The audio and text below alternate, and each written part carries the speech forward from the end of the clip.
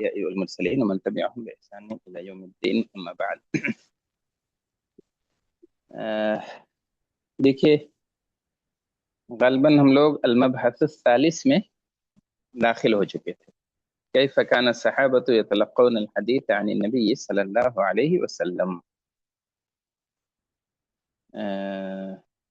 मतलब इसका यह है कि सहाबा किराम नबी सल्लल्लाहु अलैहि वसल्लम से हदीसें कैसे लेते थे.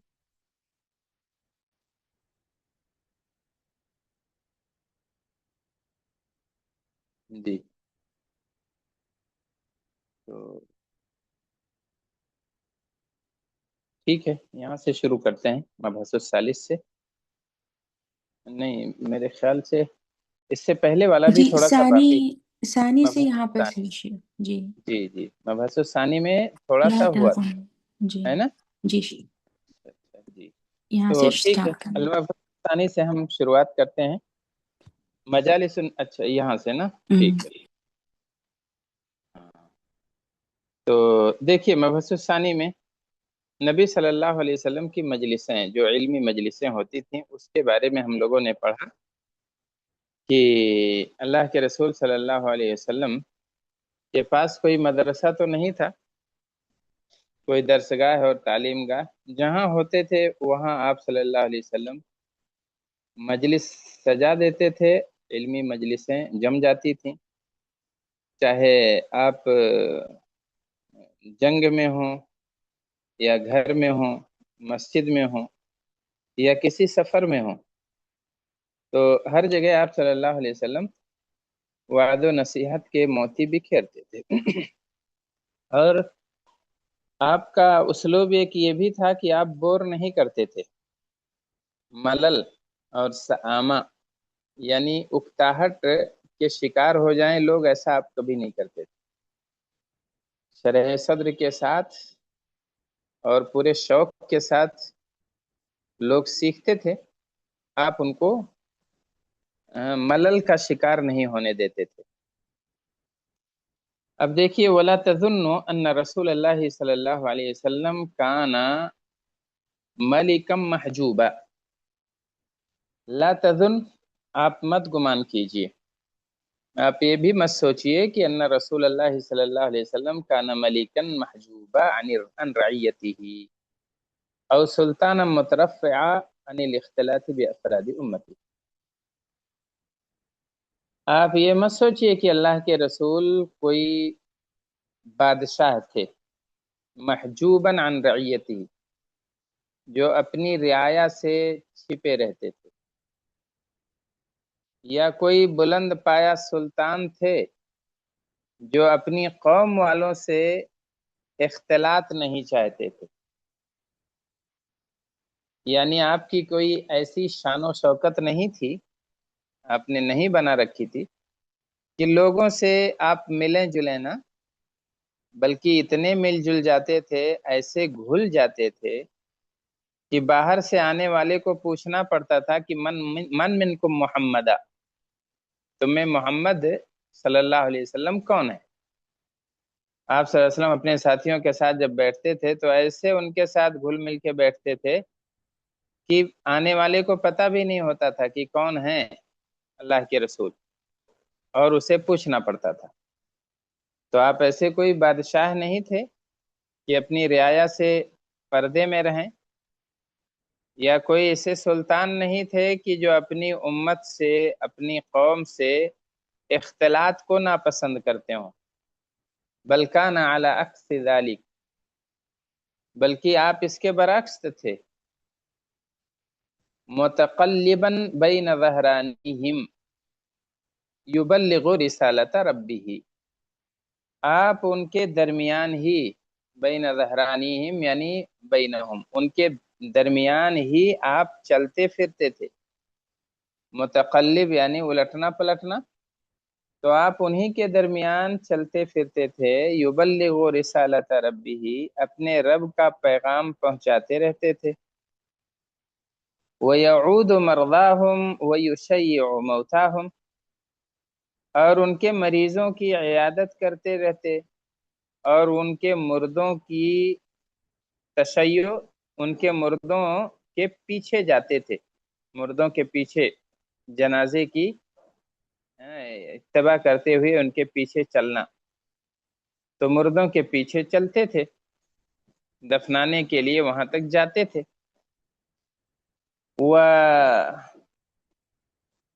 ہاں وَيُفَصِّلُ فِي قَضَایَاهُمْ وَيَقْضِي مُنَازَعَاتَهُمْ، اور آپ صلی اللہ علیہ وسلم ان کے قضیوں کو حل کرتے تھے، ان کے جھگڑوں کو مٹاتے تھے، وَيَقْضِي عَلَى اخْتِلَافَاتِهِمْ، اور ان کے اختلافات کو دور کرتے تھے، وَهُمْ فِي كُلِّ ذَلِكَ مُقْبِلُونَ عَلَيْهِ، اور صحابہ کرام ان تمام معاملات میں مقبلون علیہ، آپ کی طرف توجہ کرتے تھے، کیسے؟ بِآذان صاغیہ، سننے والے کانوں سے اور یاد رکھنے والے دلوں سے،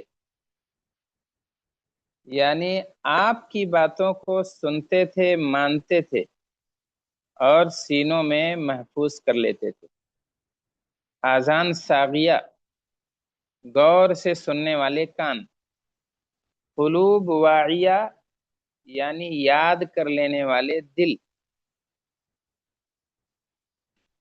تو اللہ کے رسول صلی اللہ علیہ وسلم بادشاہوں کی طرح اپنی رعایا سے الگ تھلگ نہیں رہتے تھے، بلکہ انہی کے درمیان چلتے پھرتے، اپنے رب کا پیغام پہنچاتے تھے اور مریضوں کی عیادت کرتے تھے، جنازے کے پیچھے چلتے تھے، لوگوں کا فیصلہ کرتے، ان کے اختلافات دور کرتے تھے، اور صحابہ کرام دل و جان سے آپ کی بات سنتے تھے اور اسے یاد کر لیتے تھے۔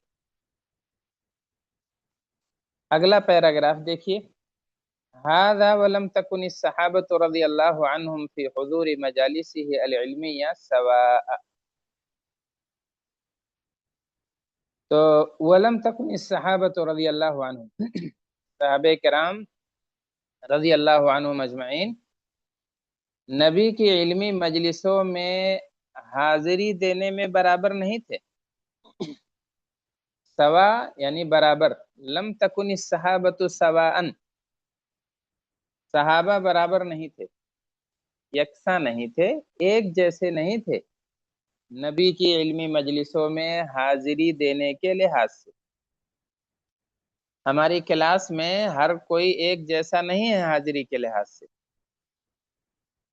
کوئی حاضری برابر پابندی سے دیتا ہے اور کوئی اپنے گھر کے کام میں الجھ جاتا ہے، کسی کو یہاں ادھر ادھر آنا جانا رہتا ہے اور کوئی کسی اور کام میں مشغول ہو جاتا ہے۔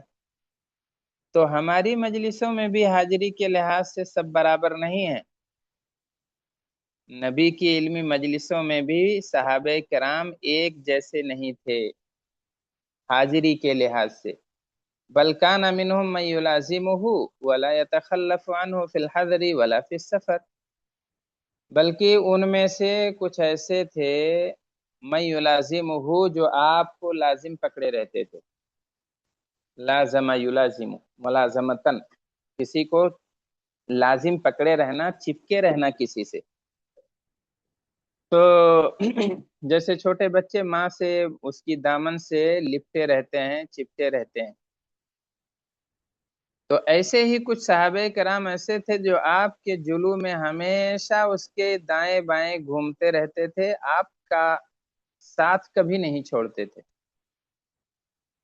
من یلازمہ، جو آپ کو لازم پکڑے رہتے تھے، جو آپ سے چپکے رہتے تھے، ولا یتخلف عنہ، اور آپ سے پیچھے نہیں رہتے تھے، دور نہیں ہوتے تھے، فی الحضر، چاہے حضر ہو چاہے سفر ہو۔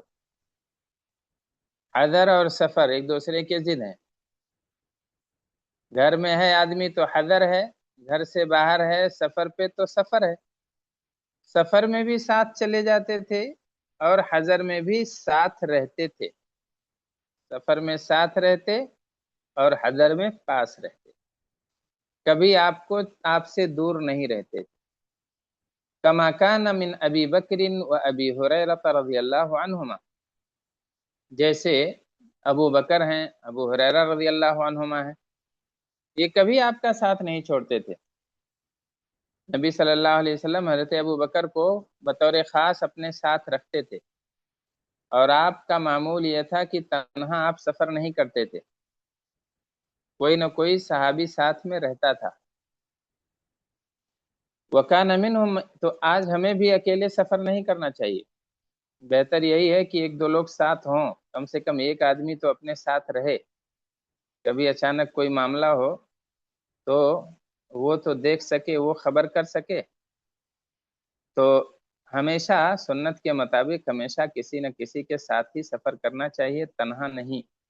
وَكَانَ مِنْهُمْ مَنْ يَتَخَلَّفُ عَنْهُ فِي بَعْضِ الْأَوْقَاتِ لِقَضَاءِ مَصَالِحِهِ الْمَعِيشِيَّةِ وَكَانَ مِنْهُمْ مَنْ يَتَخَلَّفُ، اور ان میں کچھ ایسے تھے جو پیچھے بھی رہ جاتے تھے۔ كَانَ مِنْهُمْ مَنْ يُلَازِمُهُ وَلَا يَتَخَلَّفُ، یہاں ہے وَكَانَ مِنْهُمْ مَنْ يَتَخَلَّفُ عَنْهُ، اور صحابہ میں سے کچھ لوگ ایسے تھے جو پیچھے بھی رہ جاتے تھے آپ صلی اللہ علیہ وسلم سے، فی بعض الاوقات، بعض اوقات، لقضاء مصالحہ المعیشیہ، اپنی معاشی مصلحتیں پوری کرنے کے لیے، جیسے زراعت ہے، کھیتی باڑی ہے، یا تجارت ہے، او نحویہا، یا اس جیسا اور کوئی کام ہے، اوی الخروج فی سریہ، یا تو جنگ یا سریہ میں نکلنے کی وجہ سے، الی غیر ذالک من الاعذار، اس کے علاوہ اور بھی بہت سارے عذر اعذار ہوتے تھے جس کی وجہ سے وہ نبی کے پاس ہمیشہ نہیں رہ پاتے تھے۔ کھیتی باڑی کرنی ہے، پھل فصل وغیرہ کاٹنی ہے، تجارت کے لیے ادھر ادھر جانا ہے، سریات اور غزوات میں لیے نکلنا ہے۔ تو اس طریقے سے اللہ کے رسول صلی اللہ علیہ وسلم سے یا آپ کی علمی مجلسوں سے لوگ پیچھے رہ جاتے تھے۔ وَمَعَ ذَلِكَ فَكَانُوا حَرِيصِينَ عَلَى مَا فَاتَهُم مِّن دُرُوسِ النَّبِيِّ، اس کے باوجود بھی وہ لوگ بہت حریص تھے اس پر جو آپ کے دروس چھوٹ جاتے تھے، آپ کے دروس نہ چھوٹنے پائیں اس کے لیے بڑے فکر مند ہوتے تھے۔ فَإِذَا مَا حَضَرُوا سَأَلُوا وَاسْتَفْسَرُوا، اگر وہ نہیں مجلس میں حاضر ہو پاتے تو دوسرے لوگوں سے پوچھتے تھے اور استفسار کرتے تھے، سوال کرتے تھے۔ جو لوگ ہوتے تھے ان سے پوچھ لیتے تھے کہ آج نبی نے کیا بات بتائی ہے، آج تم نے نبی کی کون سی حدیث سیکھی ہے۔ وَكَانَ مِنَ الصَّحَابَةِ مَنْ يَشْتَدُّ بِهِ الْحِرْصُ عَلَى حَدِيثِ رسول اللہ، صحابہ کرام میں سے کچھ ایسے لوگ تھے جو شدید حریص تھے نبی کی حدیثوں کے۔ فَيَتَنَاوَبُ حُضُورَ مَجَالِسِهِ مَعَ جَارِ اللَّهِ، تو باری لگا لیتے تھے نبی کے مجلسوں میں حاضری کے لیے اپنے پڑوسی کے ساتھ، مع جار اللہ، اپنے پڑوسی کے ساتھ، یحضر ھذا یوما وھذا یوما، کبھی ایک دن یہ حاضر ہوتے تھے اور ایک دن وہ حاضر ہوتے تھے۔ ثم یخبر کل منہما صاحبہ، پھر خبر دے دیتا تھا ان میں سے ہر ایک اپنے ساتھی کو، اما سمعہ فی یومہ، جو اس نے سنا تھا اس دن، اپنے باری والے دن۔ کما جاء ذلک فی صحیح البخاری، جیسے کہ یہ آیا ہوا ہے صحیح بخاری میں عمر بن خطاب سے کہ انہ کان ہوا وجار له من الانصار، کہ وہ اور ان کا ایک انصاری پڑوسی یتناوبان، باری لگائے ہوئے تھے، مجالس رسول اللہ، رسول کی مجلسوں کے لیے۔ عمر اور ان کا انصاری پڑوسی باری لگائے ہوئے تھے نبی کی مجلسوں میں حاضری کے لیے۔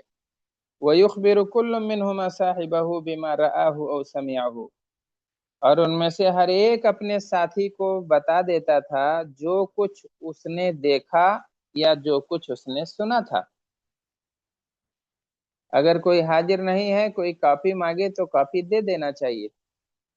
کسی طالب علم کی غیر حاضری ہوئی ہے کسی عذر کی وجہ سے اور وہ پوچھ رہا ہے یا پوچھ رہی ہے تو بتا دینا چاہیے کھلے دل سے، اسے چھپانا نہیں چاہیے۔ تو وہ بھی اپنے ساتھی کو بتا دیتے تھے، جس دن غیر حاضر رہتا ان کا ساتھی تو جو انہوں نے دیکھا ہے اپنے باری والے دن یا جو نبی سے سنا ہے سب امانت داری کے ساتھ بتا دیتے۔ اچھا، وَأَمَّا مَنْ بَعُدَتْ عَلَيْهِمُ الشُّقَّةُ، اچھا یہاں اس پیراگراف میں کیا پتا چلا؟ ہر پیراگراف کا خلاصہ بھی ذہن میں رکھیے۔ اس میں کیا معلوم ہوا کہ نبی صلی اللہ علیہ وسلم کی مجلسوں میں حاضری کے لحاظ سے تمام صحابہ یکساں نہیں تھے، کچھ برابر لگاتار حاضری دیتے تھے، آپ کا ساتھ کبھی نہیں چھوڑتے تھے، جیسے ابو بکر اور ابو ہریرہ رضی اللہ عنہما ہے، اور کچھ ایسے رہتے تھے جو اپنے کام کاج کی وجہ سے غیر حاضر بھی ہو جاتے تھے، لیکن حریص بہت تھے نبی کے دروس کے لیے۔ کچھ کو اتنی حرص تھی کہ باری لگا کے رکھے تھے کہ اگر میں آج نہیں جاؤں گا تو تم چلے جانا، جو نبی سے سنا ہے، جو نبی سے دیکھا ہے، وہ مجھے آ کے سنا دینا، مجھے آ کے بتا دینا۔ جیسے کہ بخاری میں عمر بن خطاب رضی اللہ عنہ کا واقعہ ہم نے سنا۔ تو دو لفظوں میں یہ کہ علمی مجلسوں میں حاضری کے لحاظ سے سب یکساں نہیں تھے، کچھ برابر حاضر رہتے تھے اور کچھ غیر حاضر بھی ہو جاتے تھے، لیکن حرص دلوں میں سب کے تھی، اسی لیے باری لگا لیتے تھے۔ اچھا، یہ تو جو لوگ قریب ہیں نبی کے گھر سے، مسجد نبوی سے، ان کا حال ہو گیا، لیکن ظاہر ہے آپ کے دیوانے سب آپ کے قریب قریب نہیں رہتے تھے، بلکہ کچھ لوگوں کا گھر تو بہت دور ہوتا تھا، کچھ تو ایسے ہوتے تھے جو سال 6 مہینے ہی پر ایک بار آ سکتے تھے۔ وَأَمَّا مَنْ بَعُدَتْ عَلَيْهِمُ الشُّقَّةُ، رہے وہ صحابہ جن کا گھر یا جن پر آنا، جن کے لیے آنا مشکل ہوتا تھا، یا شقہ کہتے ہیں گھر کو بھی، جن کے گھر دور ہوتے تھے، فَكَانُوا إِذَا نَزَلَتْ بِهِمْ نَازِلَةٌ، تو جب ان پر کوئی واقعہ ہوتا تھا، کوئی نازل ہونے والی چیز نازل ہو جاتی تھی، کوئی نیا مسئلہ پیش آ جاتا تھا، وَأَشْكَلَ عَلَيْهِمْ حَلُّهَا، اور اس کا حل کرنا ان پر مشکل ہو جاتا تھا، فَإِنَّهُمْ يَضْرِبُونَ أَكْبَادَ الْإِبْلِ إِلَى مَدِينَةِ الرَّسُولِ، تو وہ لوگ اونٹ پر سواری کرتے تھے اللہ کے رسول کے شہر تک، آپ کے پاس آ جاتے تھے سواری کر کے، اور ایسے چمچماتی ہوئی گاڑیاں نہیں تھیں اس وقت، اے سی والی سیٹیں نہیں تھیں، بلکہ اونٹ کی ننگی پیٹھ تھی، اسی پر بیٹھتے تھے، اور کئی کئی روز کا بلکہ مہینوں کا سفر طے کرتے تھے۔ لِيَقِفُوا عَلَى حُكْمِ اللَّهِ فِي مَا عَرَضَ لَهُم مِّنَ الْحَوَادِثِ، کیوں آتے تھے؟ تاکہ واقف ہو جائیں اللہ کے حکم سے اس بارے میں جو ان کے لیے حادثہ پیش آیا ہے۔ وَرُبَّمَا مَكَثُوا فِي أَسْفَارِهِمْ الْأَيَّامَ وَاللَّيَالِي ذَوَاتِ الْعَدَدِ، اور بسا اوقات وہ اپنے سفروں ہی میں رہتے تھے، کئی کئی دن، کئی کئی راتیں، ذوات العدد یعنی کئی کئی تعداد والی، یعنی بہت کئی کئی دنوں تک اور کئی کئی رات تک سفر ہی میں ٹھہرے رہتے تھے۔ یروی لنا البخاری فی صحیحہ عن عقبۃ بن الحارث، بخاری رحمہ اللہ ہمارے لیے روایت کرتے ہیں اپنی صحیح میں، صحیح بخاری میں، عقبہ ابن حارث سے ایک واقعہ یہ ہے کہ ایک مسئلہ ان کے ساتھ پیش آیا تھا، عقبہ بن حارث کے ساتھ، نہیں معلومات تھی، مسئلہ دریافت کرنے نبی کے پاس آئے تھے، دور سے آئے تھے۔ تو عقبہ ابن حارث انہ اخبرتہ امرأۃ بانہا ارضعتہ ہوا وزوجہ،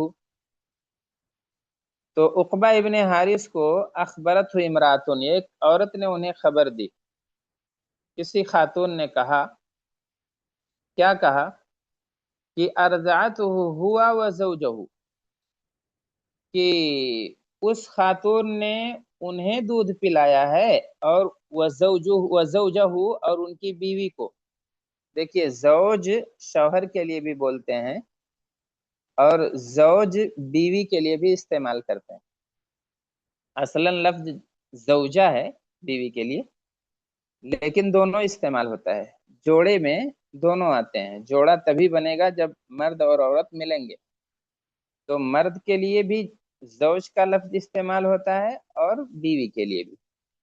تو اس خاتون نے کیا کہا، امراتن اخبرت ہوئی امراتن، انہیں ایک خاتون نے یعنی عقبہ کو ایک خاتون نے خبر دی، کہا کہ ارضعت ہو، کہ اس نے انہیں دودھ پلایا ہے، یعنی عقبہ کو ارضعت ہوا، انہیں دودھ پلایا ہے، اور ان کی بیوی کو بھی، یعنی آ کے بتایا، کہا آپ نے جس سے شادی کی ہے تو اس کو بھی میں دودھ پلائی ہوں اور آپ کو بھی دودھ پلائی ہوں۔ تو اب یہ چونکے، فرکب من فوری، فوراً انہوں نے سواری لی، سوار ہوئے، وکانا بمکہ، اور وہ مکے میں رہتے تھے، 450 کلومیٹر دور تھے، کئی کئی دنوں کا سفر، لمبا طویل سفر تھا۔ کہاں کے لیے سوار ہوئے، قاصدن المدینہ، مدینے کا قصد کرتے ہوئے، حتی بلغ رسول اللہ صلی اللہ علیہ وسلم، یہاں تک کہ پہنچے رسول اللہ صلی اللہ علیہ وسلم کے پاس۔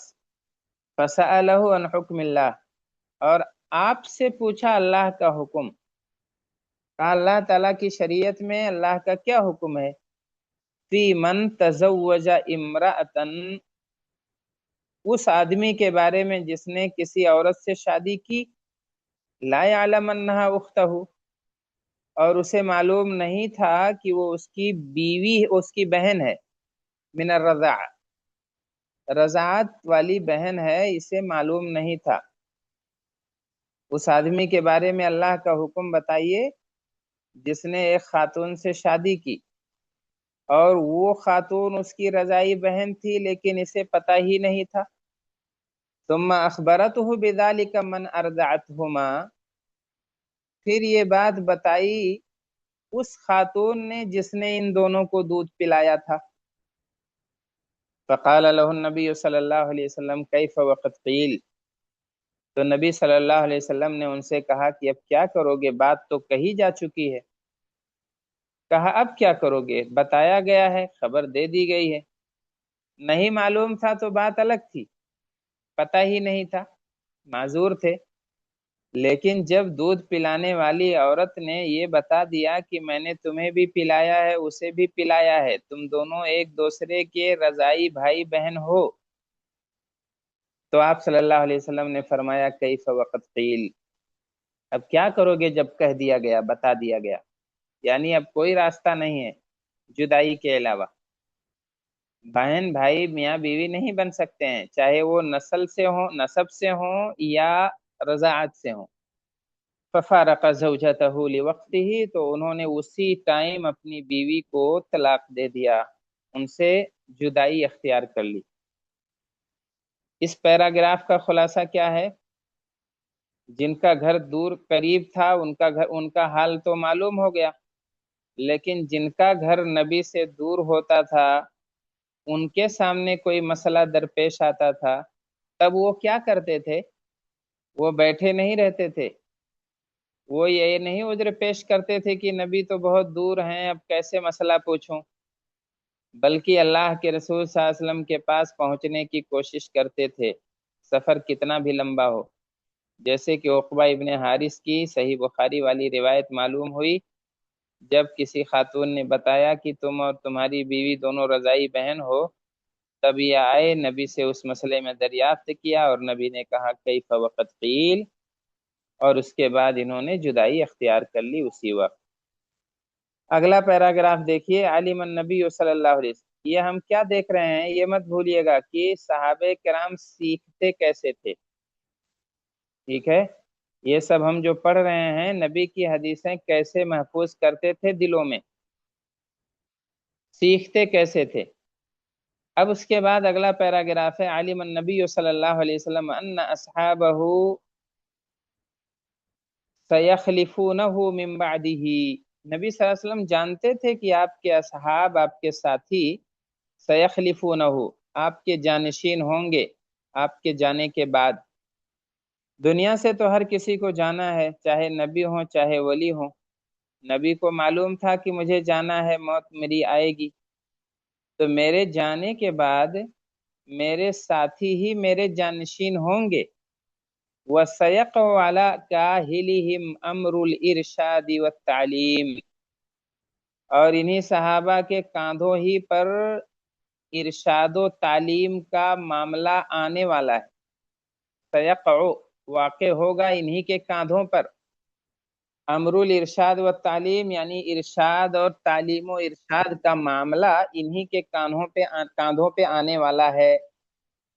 فَأَتَى فِي دُرُوسِهِ التَّعْلِيمِيَّةِ بِأُمُورٍ كَانَ لَهَا أَكْبَرُ الْأَثَرِ فِي تَوْجِيهِ الصَّحَابَةِ وَتَعْلِيمِهِمْ، لہذا آپ اپنے تعلیمی دروس میں ایسے امور پیش فرماتے تھے جن کا بڑا اثر ہوتا تھا صحابہ کی رہنمائی میں اور ان کی تعلیم میں، کہ کیف یستطیعون بمہمۃ التعلیم، کہ کیسے وہ لوگ تعلیم کی ذمہ داری ادا کریں گے، فیما بعد، بعد میں، میرے جانے کے بعد تعلیم کا مشن کیسے پورا کریں گے۔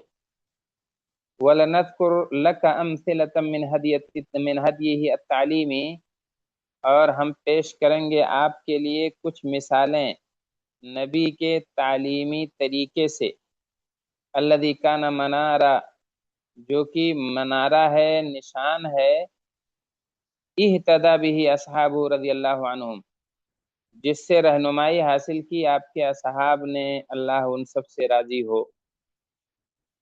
تو آپ صلی اللہ علیہ وسلم کو احساس تھا کہ میرے جانشین میرے صحابہ ہوں گے، تعلیمی امور انہی کے کاندھوں پہ آنے والے ہیں، لہذا آپ اسی حساب سے تربیت کرتے تھے تاکہ یہ بھرپور مشن تعلیم کا نبھا سکیں۔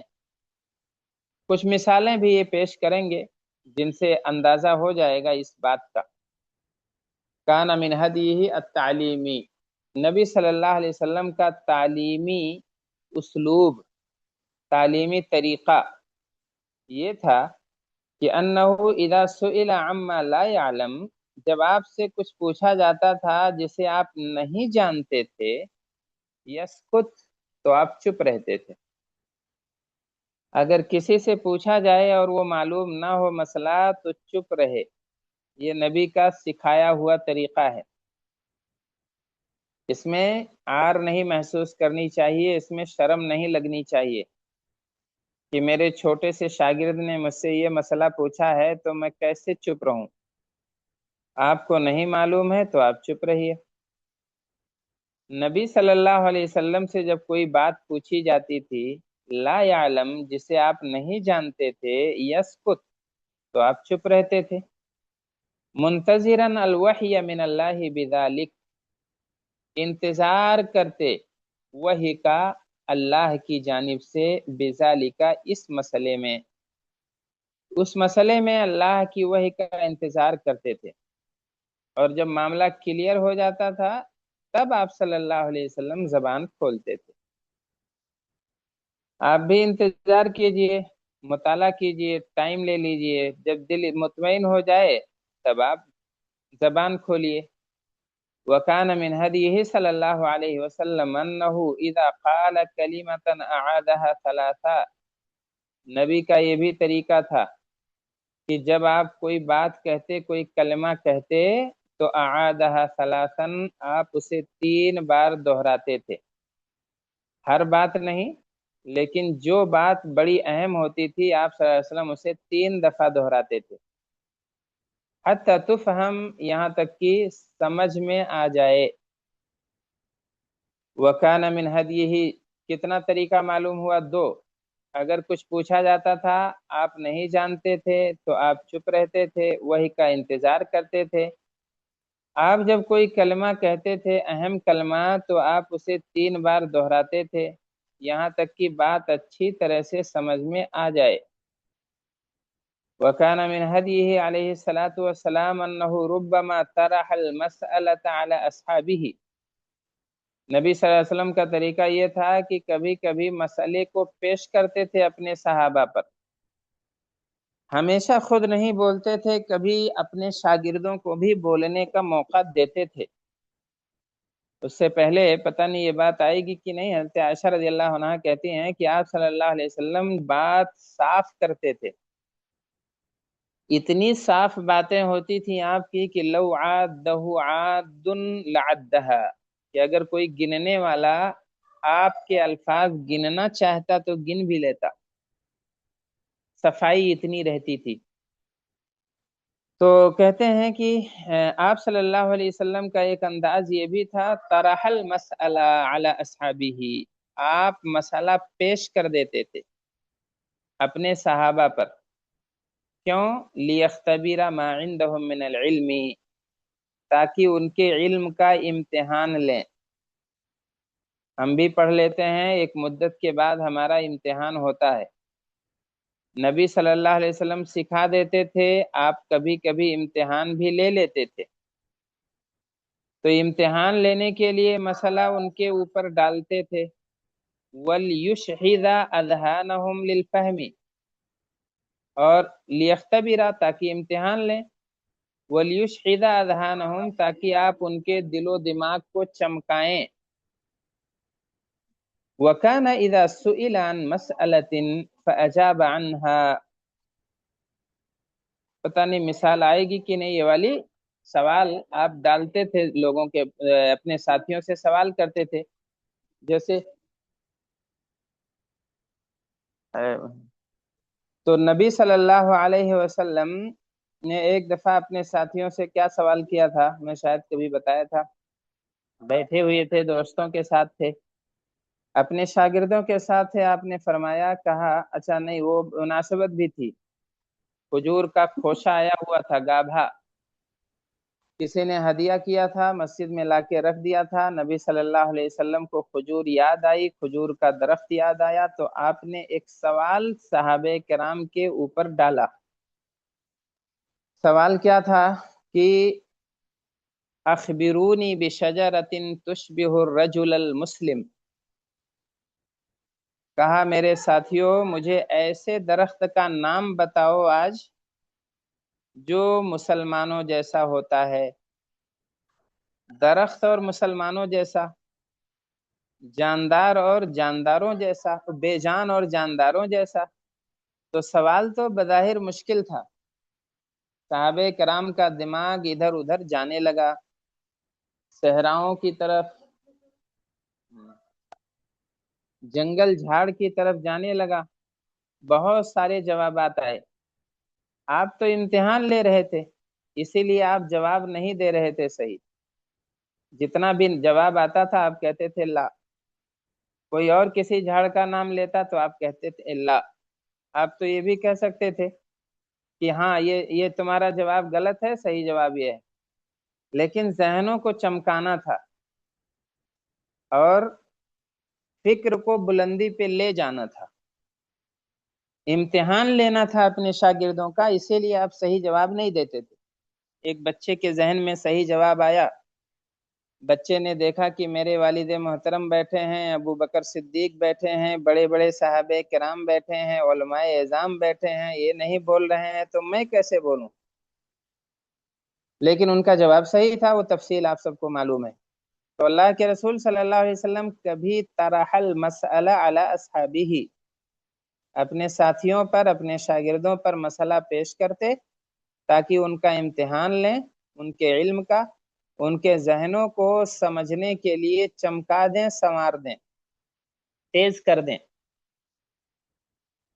وَكَانَ إِذَا سُئِلَ عَن مَسْأَلَةٍ فَأَجَابَ عَنْهَا، اور جب کبھی کبھی کوئی مسئلہ جب آپ سے پوچھا جاتا تھا تو آپ اس کا جواب دیتے تھے، فَإِنَّهُ قَدْ يُفِيدُ فِي مَسَائِلَ أُخْرَى لَهَا مُنَاسَبَةٌ بِالْمُقَامِ أَوْ صِلَةٌ بِالْجَوَابِ فَيَسْتَطْرِدُ إِلَيْهَا لِيُفِيدَ السَّائِلَ وَالْحَاضِرِينَ عِلْمًا جَدِيدًا۔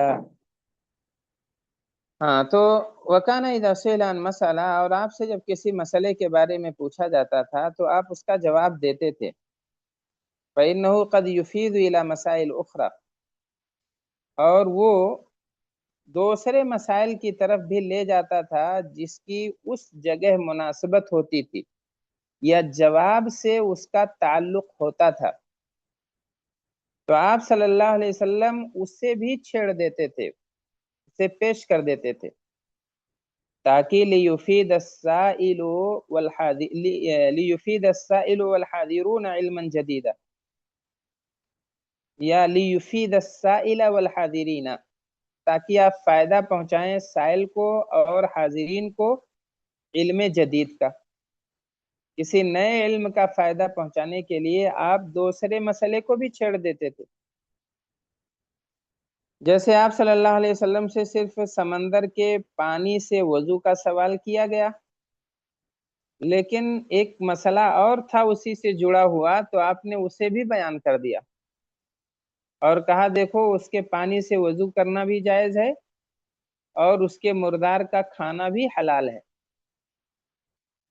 اگلا اسلوب دیکھیے نبی کا، وَكَانَ يَتَخَوَّلُهُمْ بِالْمَوْعِظَةِ، اور آپ ان کا لحاظ رکھتے تھے نصیحت کرنے میں، کراہت الملل، ملل کو ناپسند کرتے ہوئے، یعنی اکتاہٹ کو ناپسند فرماتے تھے آپ۔ کسی کو شوق نہ ہو اور اسے سناتے رہیں تو یہ ٹھیک عادت نہیں ہے، دلچسپی نہ ہو اور اسے سمجھاتے رہیں۔ بچے کی توجہ نہیں ہے اور اس پر علم کے موتی بکھیرتے رہیں، بے فائدہ ہے۔ کھیلتے ہوئے بچے کو نصیحت کرنا یا روتے ہوئے بچے کو سمجھانا اس ٹائم ٹھیک نہیں ہے، مناسب موقع و محل دیکھ کے ہی نصیحت کرنی چاہیے۔ اچھا، آپ صلی اللہ علیہ وسلم بور نہیں ہونے دیتے تھے، اس کی کیا دلیل ہے؟ ان اصحاب ابن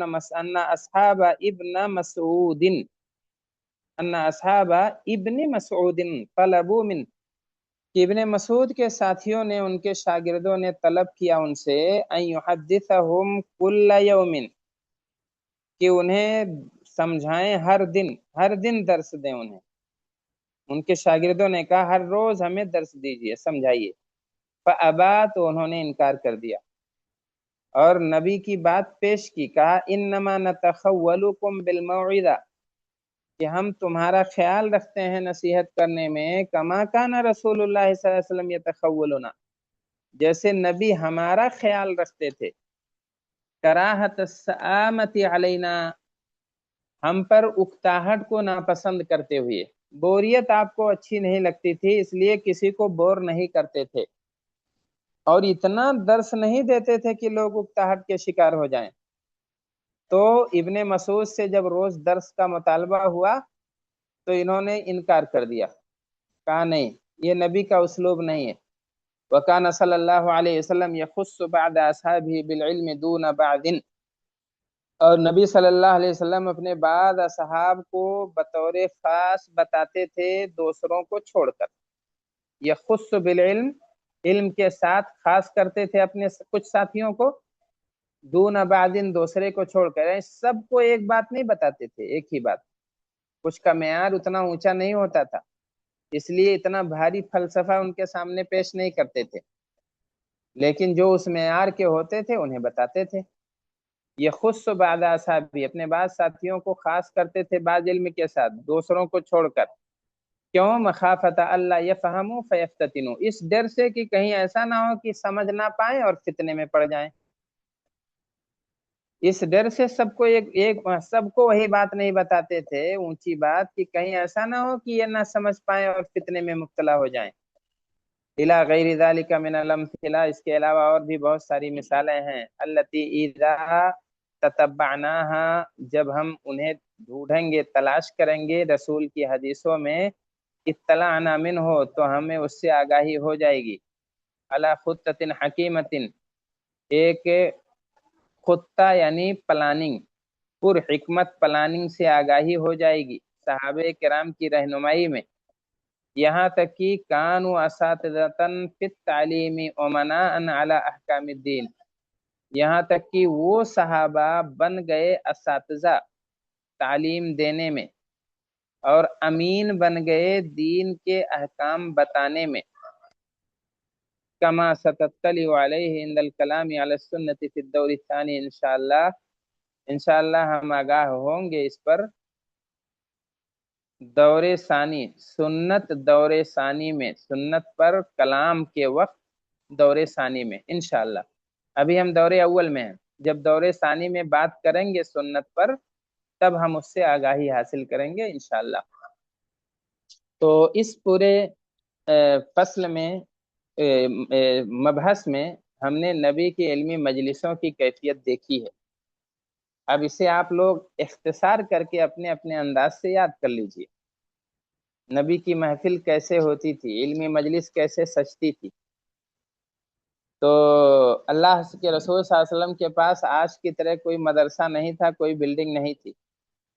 آپ جہاں بھی ہوتے تھے وہاں ناصح اور مرشد اور معلم اور مربی کی حیثیت سے رہتے تھے۔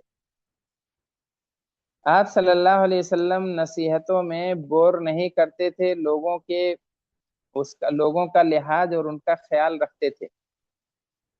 نبی صلی اللہ علیہ وسلم بادشاہوں کی طرح رعایا سے الگ نہیں رہتے تھے، بلکہ ان میں گھل مل کر رہتے تھے۔ اللہ کے رسول سے سیکھنے کے لحاظ سے، آپ کی مجلسوں میں شریک ہونے کے اعتبار سے تمام صحابہ یکساں نہیں ہیں، ایک جیسے۔ کچھ کے پاس وقت زیادہ ہوتا تھا، وہ آپ سے برابر چمٹے رہتے تھے، اور کچھ اپنے کام کاج کے لیے وقت بھی نکالتے تھے، لیکن علم سیکھنے کے حریص تھے۔ یہاں تک کہ باری لگا لیتے تھے، ایک دن وہ جاتے اور ایک دن ان کا پڑوسی یا ساتھی جاتا تھا۔ لیکن گھر اگر اتنا دور ہوتا تھا کہ جا نہیں سکتے، تب کیا کرتے تھے؟ تب پھر سفر کرتے تھے۔ کوئی حادثہ، کوئی واقعہ پیش آ گیا تو سفر کر کے نبی کے پاس آتے تھے، جیسا کہ عقبہ ابن عامر کا جو مسئلہ پیش آیا، تب وہ اللہ کے رسول صلی اللہ علیہ وسلم کے پاس مکہ سے اونٹ کی سواری کر کے ایک مسئلہ جاننے کے لیے مدینہ تشریف لائے۔ اچھا، ایک بات اور، نبی صلی اللہ علیہ وسلم جانتے تھے کہ میرے دنیا سے جانے کے بعد صحابہ کرام میرے جانشین ہوں گے، اس لیے آپ اسی اعتبار سے ان کی تربیت کرتے تھے۔ کچھ مثال یہاں بیان کی گئی ہے۔ اللہ کے رسول سے جب کوئی مسئلہ پوچھا جاتا تو آپ چپ رہتے تھے، اگر نہیں جانتے تھے تب وہی آ جاتی تھی، دل مطمئن ہو جاتا تھا، تب بتاتے تھے۔ آپ صلی اللہ علیہ وسلم ایک کلمے کو کبھی کبھی 3 بار دہراتے تھے۔ اللہ کے رسول صلی اللہ علیہ وسلم مسئلہ صحابہ کرام پر ڈالتے تھے اور انہی سے سوال کرتے تھے، تاکہ ان کے علم کا امتحان لیں اور ان کے ذہن و فکر کو پرواز بخشیں۔ آپ صلی اللہ علیہ وسلم نہایت صاف گفتگو کرتے تھے، یہاں تک کہ اگر کوئی گننا چاہتا آپ کے الفاظ اور کلمات تو آسانی سے گن سکتا تھا۔ آپ صلی اللہ علیہ وسلم نصیحت کے وقت سامعین کا لحاظ رکھتے تھے اور انہیں بور نہیں کرتے تھے۔ آپ صلی اللہ علیہ وسلم ہر بات ہر کسی کو نہیں بتاتے تھے، اس ڈر سے کہ کہیں ایسا نہ ہو کہ یہ سمجھ نہ پائے اور کسی فتنے میں مبتلا ہو جائے۔ تو اللہ کے رسول صلی اللہ علیہ وسلم نے اتنی پرحکمت پالیسی اختیار کی تربیت اور تعلیم کے لیے کہ صحابہ کرام تعلیم و تربیت کے امام بن گئے،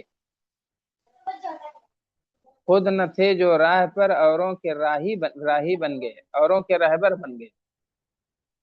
تو جو کچھ نہیں جانتے تھے وہ معلم بن گئے، اور جنہیں کچھ نہیں معلوم تھا وہ دوسروں کے مربی بن گئے۔ یہ اللہ کے رسول صلی اللہ علیہ وسلم کی تربیت کا کمال تھا۔ دور ثانی میں جب بات آئے گی سنت پر، تب انشاءاللہ اور بھی چیزوں سے آگاہی ہوگی۔ اب اگلا درس جو ہمارا رہے گا وہ ہے المبحث الثالث۔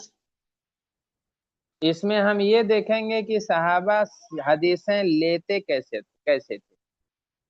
ابھی تک ہم نے یہ دیکھا ہے کہ نبی اپنی اللہ کے رسول تعلیم دیتے کیسے تھے۔ اب یہ دیکھیں گے کہ صحابہ یا آپ کے شاگرد سیکھتے کیسے تھے،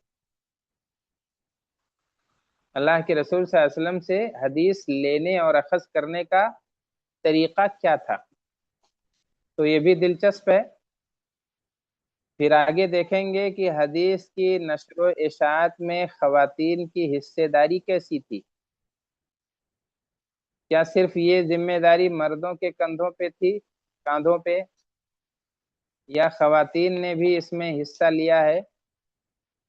اور پھر انشاءاللہ امہات المؤمنین نے حدیثیں کیسے پہنچائی ہیں، اور جو وفود اور جو ہے کچھ ٹیمیں آتی تھیں آپ صلی اللہ علیہ وسلم سے، ان کے بارے میں جانیں گے، پھر دور ثالث شروع ہو جائے گا۔